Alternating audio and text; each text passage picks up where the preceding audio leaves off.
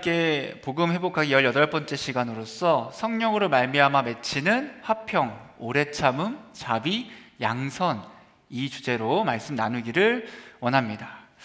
우리 서로 좀 인사를 안 했죠? 서로 좀 인사를 해볼까요? 함께 바라보면서 반갑습니다, 환영합니다 이렇게 인사하기 원합니다. 여러분 반갑습니다, 환영합니다. 또 점점 형식적이 되고 있죠? 다음 주에는 더 진심을 담아서 할 수 있기를 바랍니다. 우리가 저번 주에도 성령의 9가지 열매를 함께 보았습니다. 9가지 열매가 무엇인지 좀 외우기를 바란다고 했었죠.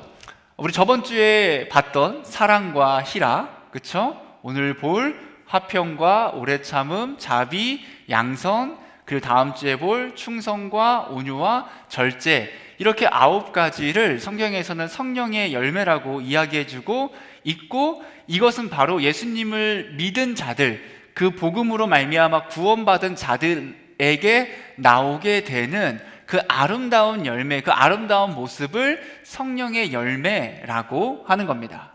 여러분, 이 성령의 열매 특징이 있다고 했습니다. 어떤 게 있냐면 성령의 열매는 세상의 미덕과는 좀 다르다라고 이야기했어요. 왜냐하면 세상에 믿지 않는 사람들도 사랑, 희락, 화평, 오래 참음, 자비, 양성, 충성, 온유, 절제와 같은 것들을 다 행한다라는 거죠. 즉 믿지 않는 사람들도 충분히 이런 모습들을 볼 수 있다라는 겁니다. 왜냐하면 세상의 모든 사람들은 하나님의 형상에 따라 창조되었기 때문에 우리가 물론 타락함으로 말미암아 하나님의 형상이 부패되고 그 타락이 있음에도 불구하고 하나님께서 은혜를 주셨기 때문에 그 은혜로 말미암아 모든 사람들에게는 그 하나님의 형상이, 그 속성이 다 보인단 말이죠. 어느 정도는, 일부분은.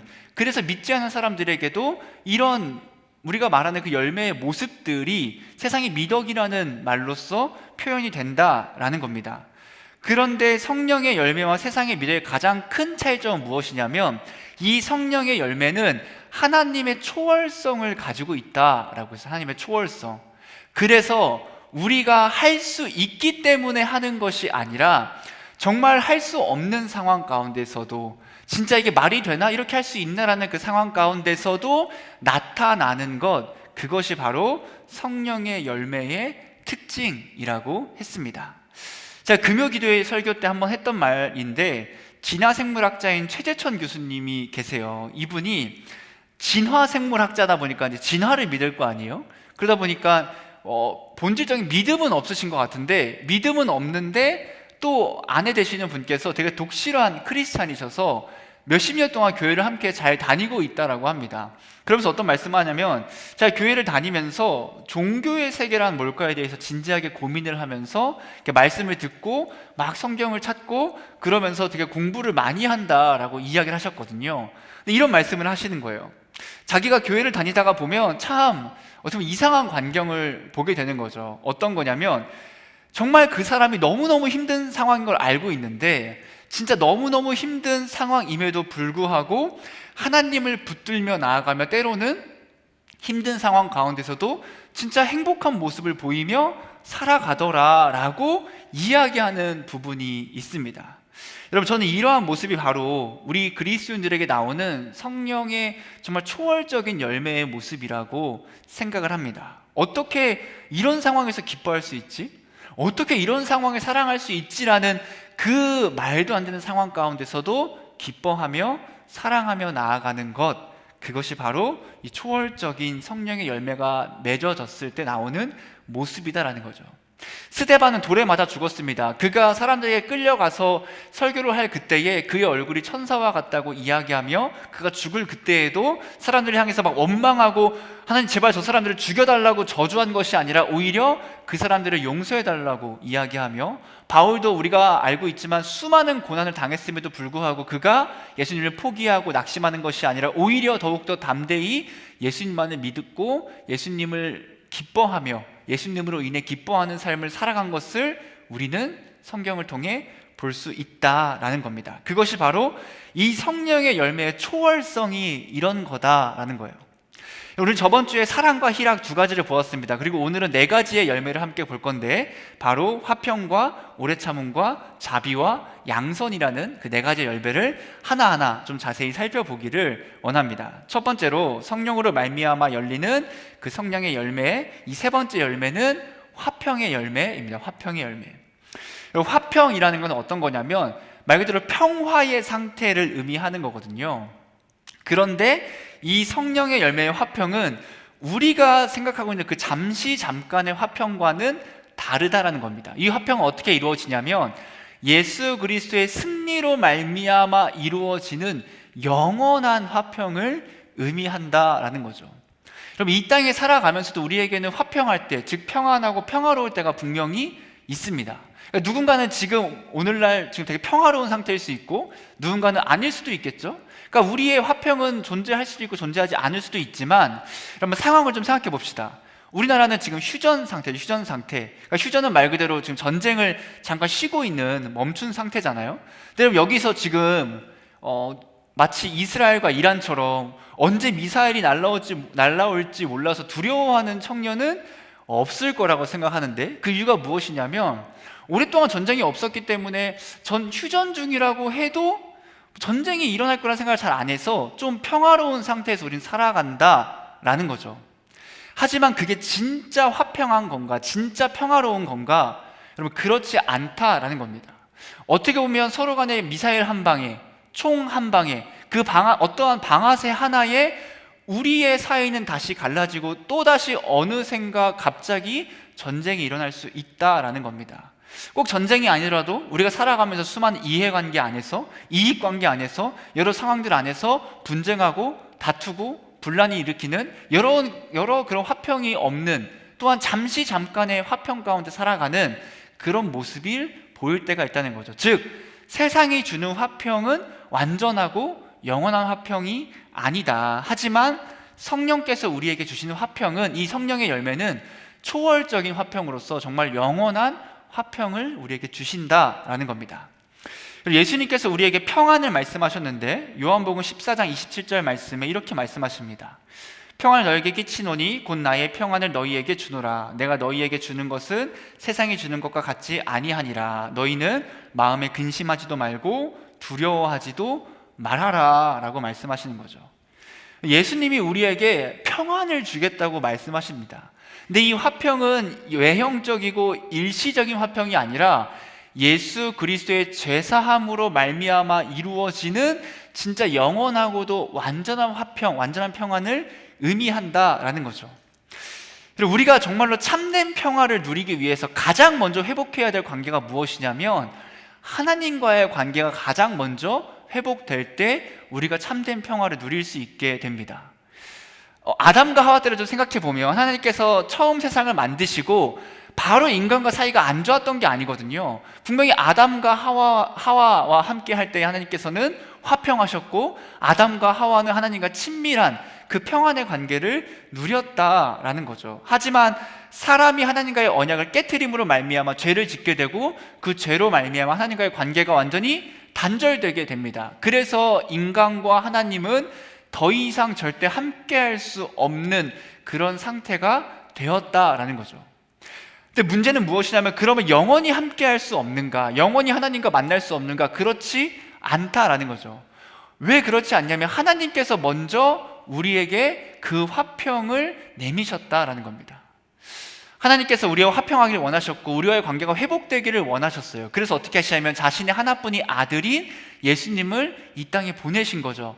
그래서 그 예수님께서 하나님의 말씀에 따라서 자기 스스로가 화목제물이 되어서, 즉 하나님과 인간과의 관계를 화목하게 하는, 다시 연결짓고 다시 관계를 형성하게 하는 제물이 되셔서 직접 죽으심으로 말미암아 하나님과 우리의 관계가 회복이 되었고 다시 화평하는 그런 사이로 살아갈 수 있게 되었다는 겁니다. 즉 예수님의 죽음으로 말미암아 하나님과 우리 사이를 가로막고 있던 담이 허물어지게 되었다, 사라지게 되었다라는 거죠. 에베소서 2장 14절부터 16절에 이 말씀을 해주고 있습니다. 우리 앞에 보고 한번 같이 읽어볼까요? 시작. 그는 우리의 화평이신지라 둘로 하나를 만드사 원수된 것 곧 중간에 막힌 담을 자기 육체로 허시고 법조문으로 된 계명의 율법을 폐하셨으니 이는 이 둘로 자기 안에서 한 새 사람을 지어 화평하게 하시고 또 십자가로 이 둘을 한 몸으로 하나님과 화목하게 하려 하심이라. 원수된 것을 십자가로 소멸하시고. 예수님께서 스스로 죽으심으로 말미암아 하나님과 우리의 관계를 다시 화평하게, 화목하게 하셨습니다. 그렇기 때문에 우리가 하나님과 화평을 이루며 살아갈 수 있게 된 거죠.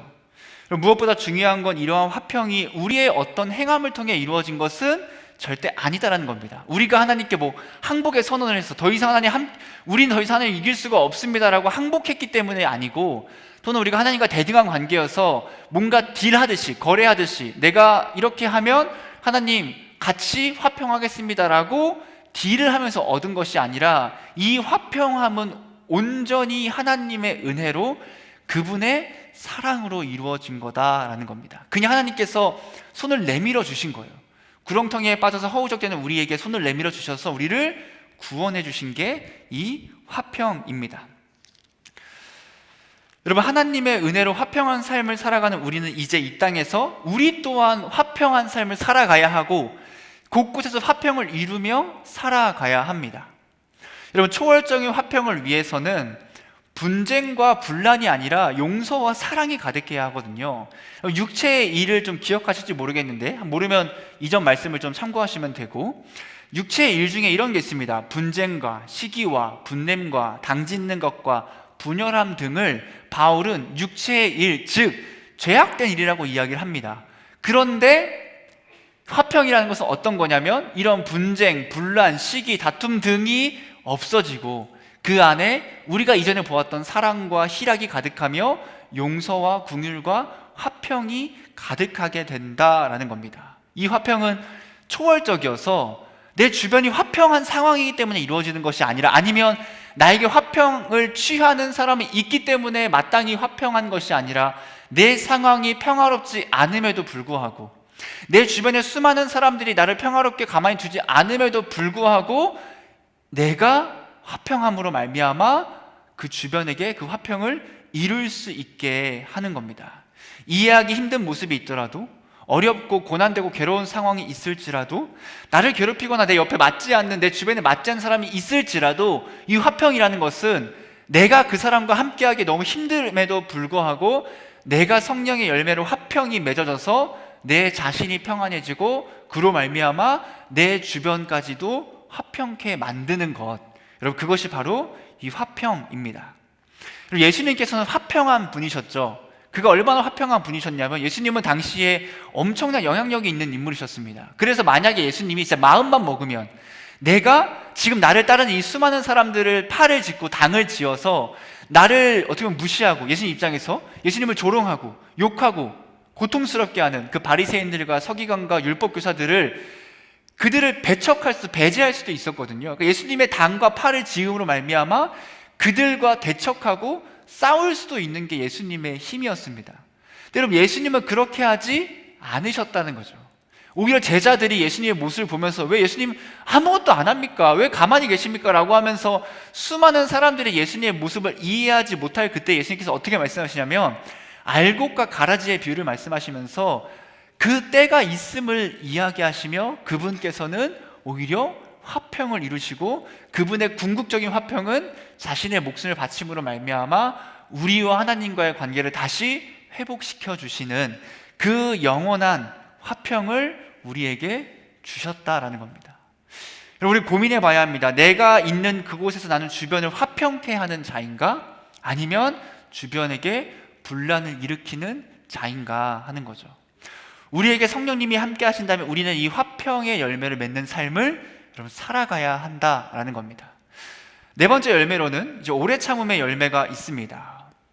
여러분, 이 오래 참음은 인내, 똑같은 말이에요. 오래 참음과 인내는 똑같은 말인데, 이 오래 참음, 이 인내부터는 우리 자신에게 해당하는 거거든요. 어떤 의미냐면, 여러분, 우리가 하나님을 인내할 게 있습니까? 하나님, 내가 좀 참아 드릴 테니까 나에게 좀 뭐 잘하세요? 이렇게 한다거나, 내가 하나님 진짜 너무 싫은데, 싫으면 안 되는데, 싫은데 내가 참아 드릴게요. 그럼 이럴 수 있습니까? 없어요. 이 인내는 오로지 우리를 향합니다. 오히려 누가 인내하냐면 하나님께서 우리를 향해 오래 참으신다라는 거죠. 만약에 하나님께서 인내하지 않으셨으면 인간의 역사는 어디에서 끝나냐면 이미 아담과 하와 때 인간의 역사는 끝나야 했지만 아담과 하와 이후로도 우린 지금까지 하나님의 은혜로 살아가고 있다라는 거죠.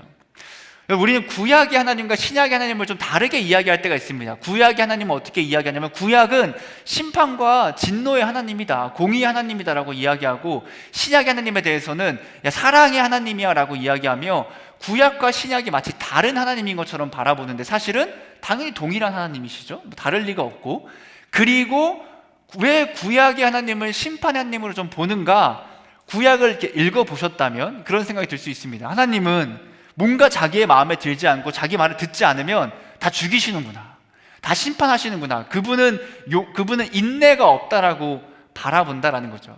여러분, 자세히 진짜 만약에 성경을 안 읽었으면 지금 제 말이 잘 이해가 안 되겠지만, 그러니까 말씀을 좀 거의 매주 말하는 것 같네. 말씀을 꼭 읽으시고 구약을 자세히 읽으면 하나님이 얼마나 인내하시는지 볼 수 있거든요.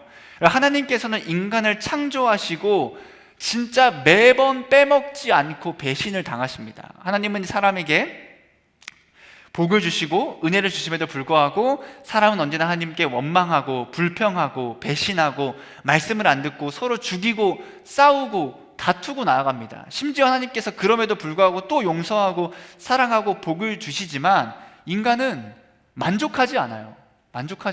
여러분들도 하나님의 은혜에 만족하잖아요? 만족하지 않을 때 많잖아요? 그렇죠? 하나님이 은혜를 주고 있다고 생각 못할 때가 있거든요. 구약의 백성들이 그런 모습이에요. 여러분, 그런데 만약 우리가 하나님이라면 어떨까 하는 겁니다. 여러분이 하나님이 되는 거예요. 그리고 구약의 백성들을 여러분들이 창조했고 여러분들이 선택해서 인도에 나아가는데 그런 모습을 보인다라고 생각을 해보십시오. 만약에 제가 하나님이었으면 저는 좀 하다가 바로 체인지 시킬 겁니다. 얘네는 안 되겠다, 얘네는 갱생이 불가능하다. 그래서 한 50년 정도 해보다가 안 되면 너네는 포기하고 다른 더 좋은 무리를 선택한다던가, 아니면 이 무리를 그대로 내가 이끌고 가지만 정신을 차릴 때까지 진짜 계속 심판하지 않을까라고 저는 생각하거든요. 여러분, 사실은 우리가 하나님이면 이미 참지 못하고 이미 인간은 멸망했을 겁니다. 하나님께서 얼마나 인간에게 오래 참으시는지, 그분께서는 이스라엘 백성들을 책망하시면서도 다시 돌아오게 하세요. 다시 길을 열어주시고 인내하시고 용서하시며 심지어 끝까지 그 백성들을 포기하지 않으신다는 겁니다. 여러분, 하나님은 오래 참으시는 분이시다라는 거예요. 예수님도 마찬가지죠. 제자들과 함께할 그때 수많은 제자들이 예수님과 함께함에도 불구하고 예수님의 말을 이해하지를 못해요. 알아듣지도 못하고 그 수많은 사람들은 예수님을 따라가는데 그분의 본질적인 모습을 보는 것이 아니라 그분의 기적만 바라보고 있어요. 오병이어의 기적만 바라보고 살리고 병 고치는 것만 바라보고 따라오고 있는 겁니다. 근데 예수님은 인내하세요. 그분이 죽음 앞에 다가올 그때에도 그분은 인내하시며 십자가를 감당하신다라는 겁니다. 여러분, 하나님이 인내하지 않으시면 죄인인 우리는 하나님과 함께 할 수 없어요. 용서받을 수 없고 회개해도 아무 의미가 없지만 하나님이 인내하시기 때문에, 우리의 죄를 보고도 오래 참으시기 때문에 우리가 하나님께 회개할 그때에 하나님은 우리의 죄를 용서해 주시는 겁니다. 이렇게 수많은 인내 가운데 살아가는 우리가 이 인내의 열매를 맺으며 살아가야 한다라는 거죠.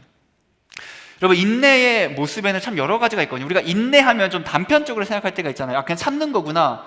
누군가는 어려운 상황까지 참을 수 있고, 누군가는 사람을 향해 참을 수 있고. 여러분, 인내가 되게 많거든요. 이런 인내의 모습이 있습니다. 환난과 고난이 있을 때 인내하는 것, 우리가 믿음의 선한 싸움을 할 때 그 죄악 가운데서 인내하는 것, 수많은 유혹이 찾아올 그때에 인내하는 것, 선을 행할 때도 인내하고 말씀을 배우고 가르치는 데도 인내해야 됩니다. 여러분, 지금 말씀을 듣고 있는데 인내해야죠. 자지 않기 위해서.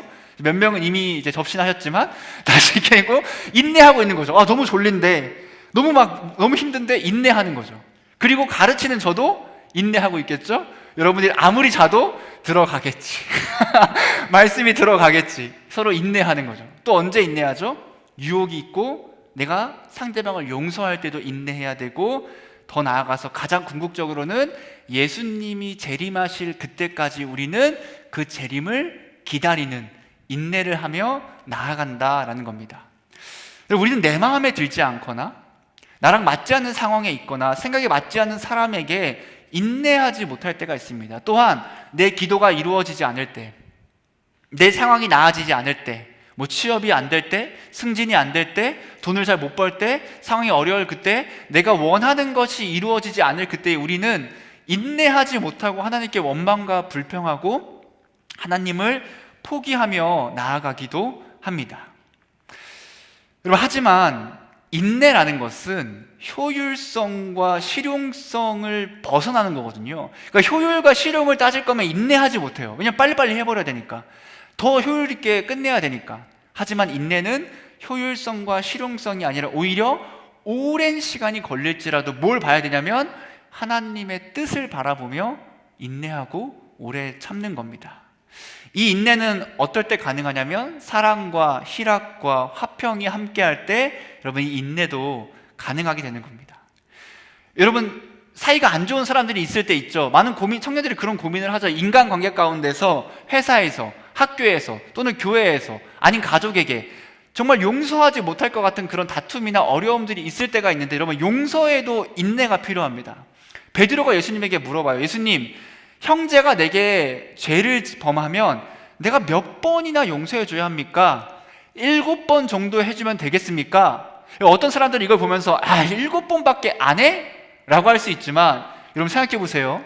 여러분 누군가의 잘못 7번 용서한 적 있습니까? 있습니까? 제가 보기에는 솔직히 우리는 한두 번? 진짜 많아봤자 3번 용서하면 참을 수 없어요. 근데 예수님 어떻게 말씀하시냐면 마태복음 18장 22절에 이렇게 말씀하십니다. 예수께서 이르시되 내게 이르노니 7번뿐 아니라 7번을 70번까지도 해라 라는 거예요. 7번을 70번까지 용서해라 계산하면 490번이거든요. 그러니까 여러분들이 진짜 너무 화나요. 내가 인내해야 돼. 그럼 몇 번 정도 해야 돼요? 한 490번 정도 하고, 내가 490번 참았는데도 안 된다. 그러면 이제 그때에 대해서야 원망하면 제가 오케이 인정. 490번 참았는데 안 되면 뭐 그거 어떡합니까? 여러분, 근데 사실 이 말씀은 어떤 말씀이냐면 딱 490번을 용서하라는 것이 아니라 사실은 진짜 무제한적으로 용서해야 된다는 것을 말씀해 주시는 겁니다.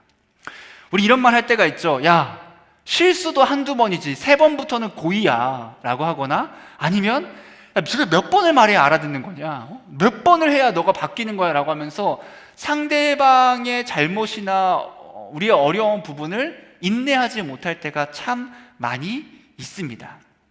하지만 예수님께서는 우리에게 정말 계속해서 용서하라고 말씀하시면서 인내를 요구하신다는 거죠. 여러분, 인내는 진짜 매우 어렵습니다. 저도 말씀을 준비하던 저도 진짜 어떻게 이런 인내가 가능할까? 어떻게 그렇게 초월적인 인내가 가능할까를 정말 곰곰이 생각했지만 역시 우리의 힘으로는 안 된다라는 결론밖에 없습니다. 이 인내는 성령이 함께 하실 때 비로소 가능한 인내다라는 거죠.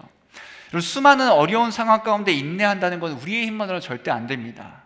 시련이 있을 때, 환난이 있을 때, 고난이 있을 그때에, 공동체 안에서 어려움과 마귀의 유혹과 마음에 들지 않는 사람과 나를 힘들게 한 사람을 만났을 그때에 내 힘만으로 인내한다는 것은 진짜 말도 안 되는 겁니다. 어떻게 인내할 수 있냐면 첫 번째로 내가 하나님께 받은 그 인내를 생각하고 하나님이 얼마나 나에게 오래 참으시는가를 바라보고, 두 번째로는 우리가 믿음으로 말미암아 함께 하시는 그 성령을 의지하며 나아갈 그때 진짜 그 환난과 고난 가운데서도 인내하게 되는, 너무너무 저 사람이 믿고 싫고 함께 할 수 없을 정도로 괴로움에도 불구하고 그 사람은 변하지 않지만 내가 인내의 열매가 맺어져서 그 미운 사람과도 함께 화평하며, 그렇죠? 오래 참으며 오히려 사랑과 기쁨 가운데 함께 할 수 있게 되는 그 초월적인 열매를 맺게 될 겁니다. 다섯 번째 열매는 자비의 열매예요. 자비의 열매. 여러분, 자비라고 할 때 자비를 보통 어디서 많이 듣냐면 불교에서 많이 이야기하잖아요, 자비에 대해서. 그래서 좀 오해하는 부분이 있을 것 같아서 제가 얼마 전에 좀 된 것 같아요. 몇 달 전에 한 예능 프로그램을 보는데 어떤 게 나왔냐면 그 한 예능 프로그램에서 어떤 연예인이 절에 갔어요. 절에 가서 뭘 샀냐면 소원성취초라는 게 있나 봐요. 소원성취초. 그래서 이만한 초인데 그 초에 초를 가지고 이제 불상 앞에 놓은 다음에 불을 붙이면 뭐 며칠 동안 그게 타나 봐요. 그러면서 그게 다 타면 소원이 이루어지는 건가? 아는 분 있나요? 내가 불교를 안 가봐서 뭐 그런 건가 봐요. 어쨌든 근데 그 연예인이 그걸 구매했어요. 소원을 썼겠죠? 그리고 구매하고 가면서 어떻게 이야기하냐면 이런 이야기를 해요. 아, 그런데 저 교회 다니는데 상관없겠죠? 라고 물어보거든요. 그래서 그 아주머니가 이렇게 대답합니다. 교회는 사랑이고 불교는 자비예요. 모든 거는 다 한 길로 통해요 라고 이야기하니까 그 이제 사람들이 막 다 약간 맞다는 식으로 다 맞아 하면서 그 하나님 그 교회 다닌다는 연예인도 어떻게 대답하냐면 너무 좋은 말씀이네요 하면서 갔거든요. 여러분 어떻게 생각하십니까? 맞습니까? 맞아, 교회는 사랑이고 불교는 자비지, 한 길로 통하지, 맞다고 보십니까? 제가 여기서 한 몇 가지의 약간 빠직하는 포인트가 있었거든요. 첫 번째는 무엇이었냐면 아니 저 교회 다니는데 괜찮나요? 왜 불교회한테 물어보지? 아니 그 목사님한테 물어보거나 해야 되는 거 아닌가? 그 첫 번째 그게 약간 불편한데 싶은 게 있었고, 두 번째는 뭐냐면 교회는 사랑이고 불교는 자비이다, 모든 종교는 한 길로 통한다라고 하는 건 오늘날 종교다원주의의 모습입니다. 그래서 이런 거죠. 꼭 어떤 한 신이 유일한 신이 아니라 결국에는 모든 신이 다 동일한 신이기 때문에 예수님을 굳이 믿지 않아도 모든 신은 다 똑같은 신이기 때문에 불교를, 부처를 믿던 알라를 믿던 누구를 믿던 간에 내가 그 종교를 믿으며 선을 행하며 살아간다면 누구나 구원받을 수 있다라고 이야기하는데 오늘날의 종교다원주의의 모습인데, 여러분 우린 절대 그렇게 생각하면 안 됩니다. 우리는 오직 예수님을 믿음으로 말미암아 구원받는다라고 우리가 갈라디아서에서 그 얘기를 그렇게 많이 했는데 처음 듣는 것처럼 하면 안 되겠죠? 예수님으로 말미암아 구원받습니다. 그리고 마지막에 그 빠직 포인트는 그러면 기독교에는 자비가 없는가? 하는 거예요. 여러분 기독교에 자비가 없습니까? 기독교는 자비 없는 종교입니까? 여러분 그렇지 않습니다. 여러분 예수 그리스도의 십자가보다 더 큰 자비는 세상에 없습니다. 자기의 목숨을 바쳐서 수많은 자기의 하나님의 백성을 살리는 예수님의 자비하심은 세상 그 무엇과도 비교할 수 없는 가장 큰 자비라는 거죠. 이 자비가 우리를 항상 향합니다. 우리가 하나님을 향해 자비를 베풀 건 먼지 한 톨도 없어요. 무슨 자비를 베풀 게 우리가 있겠습니까? 오히려 우리는 하나님의 자비로 구원받은 자들이고 예수님은 죄인인 우리들에게 자비를 베푸셔서 우리의 죄를 대속하시고 용서하시고 구원하셨다라는 거죠. 원래 우리는 자비를 받을 자격이 없지만 그럼에도 불구하고 하나님께서, 예수님께서, 성령님께서 우리를 그분의 자비하심으로 구원해 주셨다라는 거죠. 그리고 또한 예수님께서도 이 땅에서 자비의 삶을 살아가셨거든요. 그분의 삶 자체가 그냥 자비입니다. 예수님은 이 세상에서 사람들이 비난하고 외면하고 욕하던 사람들과 함께하며 약하고 상처 입고 소외당하는 사람들을 만나셨습니다. 그리고 그들에게 어떻게 하셨냐면 피하거나 같이 외면하거나 미워하신 게 아니라 오히려 그 외면당하고 상처가 있고 소외된 사람들에게 다가가서 그들에게 친절과 그들에게 사랑을 베푸셨다라는 거죠. 예수님께서 이 땅에서 어떠한 일을 행하셨는지 성경 보면 쭉 나옵니다. 그분이 얼마나 자비로우시냐면 그분은 세상 가운데서 병든 자들을 고치시고 귀신 들린 자의 귀신을 쫓아주시고 12해 동안 혈루증으로 앓은 여인을 살려주시고 고쳐주시고 지붕을 뜯고 들어온 중풍병자의 병만 고치는 것이 아니라 그 중풍병자의 죄까지 용서해 주시고 보이지 않아서 예수님께 제발 예수님 나 좀 고쳐달라고 소리치는 그 맹인을 향해서 그의 눈을 띄게 하시며, 가장 큰 자비는 그 수많은 우리의 죄 가운데서도 예수님께서 우리의 죄를 용서하시고 대속하시는, 사람들이 비난하고 동족들의 등골을 빼먹는 그 부자인 삭개오마저도 용서하시는 예수님의 그 자비를 우리는 볼 수 있습니다. 여러분 그 외에도 하나님의 자비하심을 나열하자면 이미 그냥 설교는 말할 수 없으면 끝납니다. 너무 많아가지고. 하나님은 자비하신 분이시다라는 거죠. 요즘 넘치는 자비를 받은 우리가 이제 자비한 삶을 살아가야 하는 겁니다. 초월적인 자비에는 차별이 없습니다. 그래서 내가 받을 만하기 때문에 자비를 행하는 게 아니에요. 내가 이 자비를 행했을 때에 뭔가 오기 때문에, 아니면 누가 칭찬하기 때문에, 좋아 보이기 위해서, 더 나아가서 구원받기 위한 수단으로서 자비를 행하는 것이 아닙니다. 내가 자비를 행할 그때에 오히려 내가 가진 것이 없을지라도, 나에게 아무것도 돌아오지 않을지라도 우리는 나에게 잘못한 사람에게 용서를 베푸는 자비를 행해야 하고, 가난한 사람, 상처받은 사람, 슬퍼하는 사람, 죄 가운데 있는 사람, 심지어 악한 사람에게도, 나쁜 사람에게도 그 자비를 행해야 한다라는 거죠. 여러분, 가엾게 여기고 보살펴주는 그 자비를 행해야 할 그때에 우린 자비를 베푸는 척을 해서는 안 됩니다. 내가 아까 말했듯이 뭔가 얻기 위해서 가짜, 거짓되고 왜곡된, 외식하는 모습으로 자비를 행해서는 안 된다라는 거죠. 내가 차고 넘치는 삶이 아닐지라도 내가 행할 수 있는 그 최선을 다해서 우리는 자비를 행하며 살아가야 합니다. 이 자비를 가장 잘 보여준 모습이, 우리가 여러분들이 한 3주 전에 작년부 예배를 드렸다면 들었을 말씀인데, 선한 사마리아 사람에 대해서 말씀한 예수님 비유한 게 있거든요. 거기에서 누가 내 이웃입니까? 라고 묻는 사람에게 예수님께서 이렇게 비유를 드십니다. 어떤 사람이 강도를 만나서 정말 죽을 지경, 곧 죽을 것 같은 상황이 있을 그때에 그 사람을 때마침 그 사람을 바라보는 사람들이 몇 명 있습니다. 첫 번째로 제사장이 가다가 죽어간 사람을 본 거예요. 제사장이잖아요. 그럼 사실은 충분히 도와주고 구해줄 수 있었음에도 불구하고 어떻게 하냐면 그냥 피해서 갑니다. 두 번째로 죽을 지경에 있는 그 사람에게 때마침 레위인이 오게 됩니다. 이 레위인도 어떻게 하냐면 이 사람을 도와주는 것이 아니라 이 사람이 죽을 지경에 있음에도 불구하고 그냥 피해서 지나간다는 거죠. 세 번째로 누가 오게 되냐면 그러니까 일명 어떤 사마리아 사람이 그 사람을 바라보게 됩니다. 사람들이 어떤 걸 기대할까요? 이 사람도 분명히 떠날 거야. 왜? 그 사람은 유대인들이 멸시하고 비난하고 싫어하는 사마리아인이기 때문이죠. 그런데 예수님의 비유는 달랐습니다. 그 사마리아인이 그 죽어가던 사람을 그 자리에서 치료해주고 그 사람을 주막으로 옮겨준 다음에 고쳐주고, 심지어 자기는 갈 길을 떠나면서도 이 사람에 대한 비용을 내가 다 지불하겠다고 후속 조치까지 다 해놓는 그 모습을 예수님께서 말씀해 주신다라는 거죠.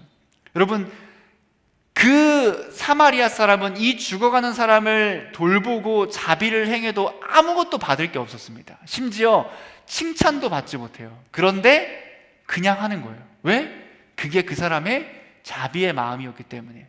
여러분, 이게 초월적인 자비의 모습입니다.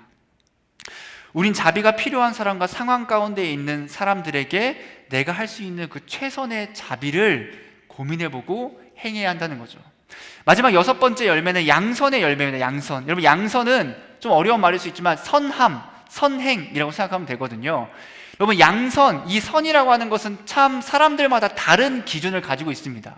여러분도 마찬가지일 거예요. 누군가에게 선한 것이 누군가에게는 악한 것일 수 있고, 누군가에게는 악한 것이 누군가에게는 선한 것일 수 있고, 누군가에게는 충만한 선이 누군가에게는 부족한 선으로 여겨질 수 있다라는 거죠. 여러분, 이시연이라는 배우가 있는데 이분이 어떤 옛날에 좀 해프닝이 있었냐면 100만 원을 기부한 적이 있거든요. 100만 원을. 그런데 그 100만 원을 기부하고 인스타그램인 것 같아요. SNS에 올려서 인증을 했는데 사람들이 그 기부한 그 연예인을 보고 다 욕을 비난을 한 거예요. 왜 비난을 하는가 보니까 적은 금액을 기부하고 생색을 낸다 라는 게 비난의 이유였거든요. 여러분, 이런 거죠. 당신이 연예인이면 100만 원은 아무것도 아닐 텐데 왜 100만 원밖에 기부를 안 한 다음에 생색을 내고 있느냐라고 하는 겁니다. 여러분, 저는 그 기사를 보면서 그 욕하는 사람들 향해 이런 생각이 들었어요. 그 사람, 설마 여기 있나요? 욕하는 사람들? 잘 들으십시오. 그럼 그 사람들은 단돈 10만 원이라도 기부를 해봤을까? 아니면 이 배우처럼 100만 원이라는 돈을 기부한 적이나 있을까? 하는 겁니다. 여러분, 내가 전혀 모르는 사람에게 100만 원을 기부한다는 것은 여러분 정말 엄청난 선행 아닙니까? 그런데 어때요? 누군가에게는 그게 충만한 선행이지만 누군가에게는 그게 부족한 선이라는 거예요. 그러니까 선이라는 것의 기준은 사람들마다 다 다른 기준을 가지고 있습니다. 그런데 우리에게는 이 양선, 이 선행의 궁극적인 기준이 존재한다는 거죠. 그게 무엇이냐면 바로 하나님의 말씀입니다. 말씀. 우리의 선의 기준은 하나님의 뜻이고 하나님의 말씀이 우리의 양선의 기준이에요. 무엇이 선행인가? 하나님의 말씀대로 살아가고 그분의 뜻대로 살아가는 것이 선입니다. 우리는 타락하여서 전적으로 부패한 존재여서 하나님 앞에 어떠한 선도 행할 수 없고, 우리의 선함이 믿음이 없다면 하나님 앞에서 선함이 될 수 없습니다. 그런데 우리가 어떻게 하나님의 선을 행하며 살아갈 수 있는가? 바로 예수 그리스도로 말미암아 성령이 함께 하실 그때에 하나님께서 우리의 말씀에 따라가는 삶 자체를 선하다라고 여겨주신다라는 거죠. 여러분, 양선은 언제나 타인을 이롭게 합니다. 우리가 어떻게 양선을 행할 수 있는가? 어떤 게 양선인가? 여러분, 사실은 우리가 쭉 보았던 사랑, 희락, 화평, 오래 참음, 자비의 모습을 함께 나타낼 때에 이 양선의 모습이 같이 일어나게 되는 겁니다. 이런 겁니다. 나 사랑해. 나 이 사람을 사랑해. 사랑하는데 제가 막 때려요. 성찬이를. 오늘도 성찬이를. 제가 성찬이를 사랑해요. 근데 사랑한다고 하면 성찬이 막 때리거나 막 욕하고 폭력과 폭언을 하면 여러분, 그게 그 사랑한다고 하지만 그 안에는 어떠한 자비도 화평도 없게 된다는 거죠. 희락과 화평한다고 하면서 분쟁하고 분노할 수 없는 거고, 인내와 자비를 행한다고 하면서 힘들어하는 사람들을 방관하고 탐욕과 외면 가운데 살아가지 않는다는 겁니다. 그러니까 성령의 열매는 우리가 지금까지 쭉 보면 알겠지만 이게 얼마나 유기적으로 잘 연결되어 있는가를 볼 수 있다라는 거죠. 하나님의 자녀는 여러분 근본적으로 선해야 합니다. 그러니까 우리의 디폴트 값은 뭐냐면 그리스도인으로서 선함이에요. 선함. 여러분, 악한 그리스도인은 있을 수 없고 악한 그리스도인은 그냥 그리스도인이 아닌 겁니다. 여러분, 이런 거죠. 악한 하나님, 악한 예수님, 악한 성령님 있을 수 있습니까? 없어요.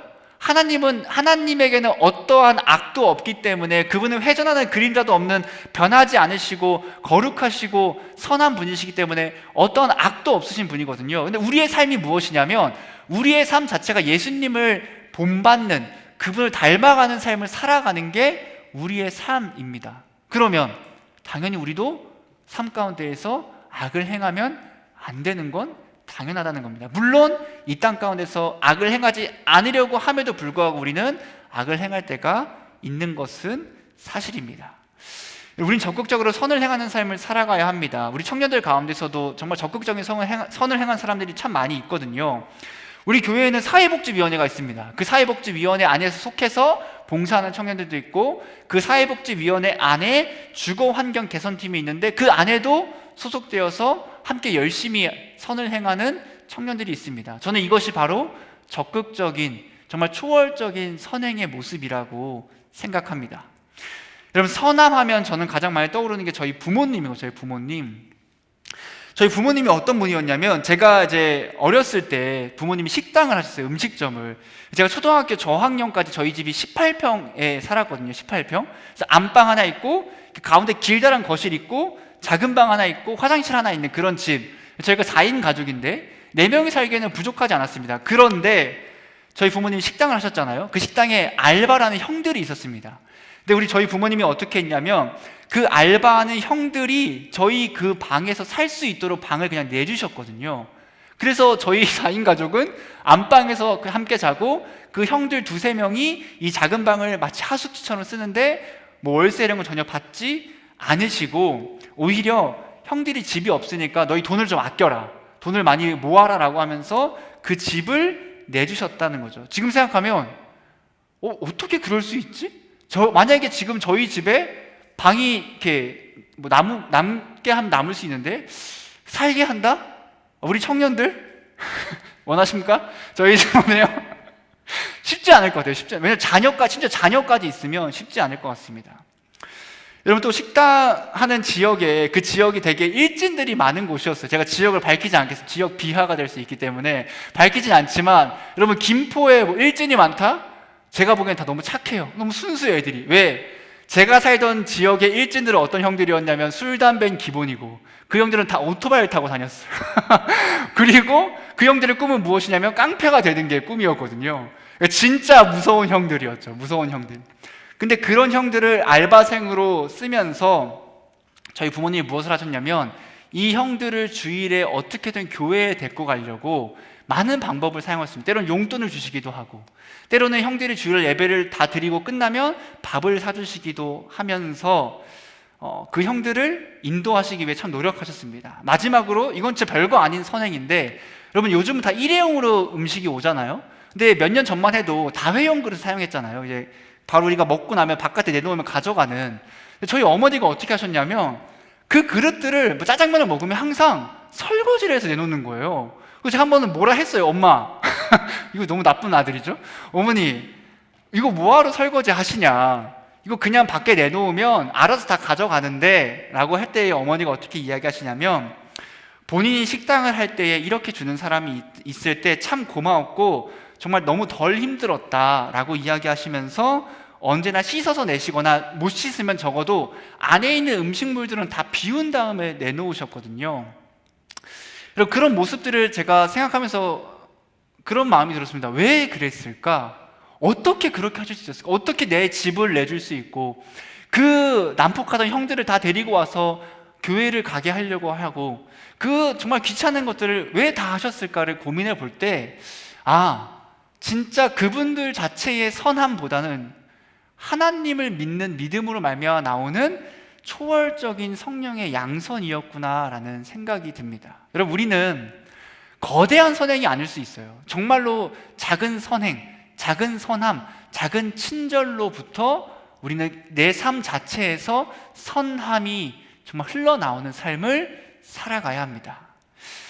우리가 성령의 열매를 하나하나씩 보면서 어떤 것을 보게 되냐면, 이 성령의 열매들은 결국은 서로 유기적으로 잘 연결되어 있음을 볼 수 있게 됩니다. 저번 주에 말한 것처럼 어떤 하나의 열매만 풍성하고 나머지 열매가 없을 수 없다는 거예요. 사랑이 있다면 희락이, 화평이, 오래 참음이, 자비와 양선이 함께 할 수밖에 없게 된다라는 거죠. 무엇보다 이러한 성령의 열매는 예수님께서 우리에게 다 행해 주신 아름다운 열매임을 알아야 합니다. 우리가 받은 사랑, 우리가 받은 희락, 우리가 받은 화평과 인내와 자비와 양선을 기억하면서 우리 또한 그 성령을 의지함으로 말미암아 이 아름다운 열매를 맺으며 살아가는, 그렇게 정말 세상 가운데 초월적인 열매로 말미암아 그 세상을 변화시키는 우리 모두가 되기를 주님의 이름으로 축복합니다. 찬양하겠습니다. 함께 찬양할 그때에 주님, 우리가 그 예수 그리스도를 닮기를 원한다고 고백하며 나아갑시다.